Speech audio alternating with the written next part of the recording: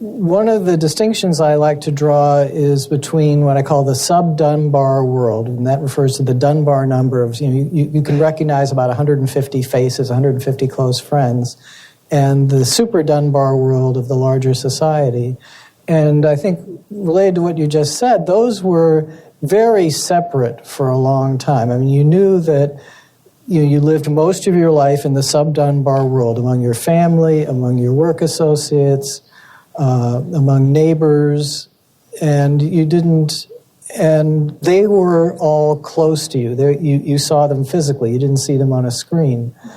And the super Dunbar world was some distant world that was where people were organizing society or they were running large corporations, and that you didn't feel intimate. So there was a clear separation. You didn't feel as intimate with this super Dunbar world. And that has changed with the internet, and it's just progressively changed with smartphones. So you get to the point where your friends exist on a screen.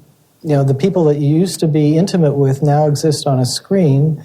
And then the people that on the screen appear to be intimate to you. So you feel a lot more sense of ownership of what's going on in public life, and you care about it a lot more.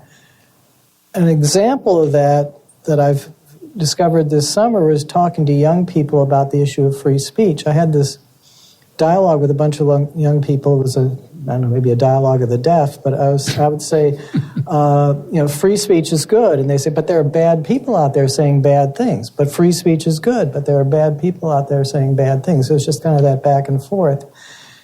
And I think the difference is that, 30, 40 years ago, if there were bad people out there saying bad things, they disappeared from view pretty quickly. Classic example, the Nazis who marched in Skokie, Illinois in 1977. That was a big deal in the days leading up to the march. After the march, they were completely forgotten about.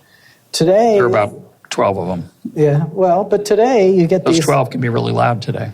And they persist, and they're in your face, and your friends remind you that they were there. So something like Charlottesville, which was another relatively small event numerically, is vivid in people's minds. Yeah. And people feel like, I have to do something about it. It's like there's no separate, that isn't part of a separate world that people could forget about most of the time, but where the Nazi march in Skokie, people could forget about very quickly.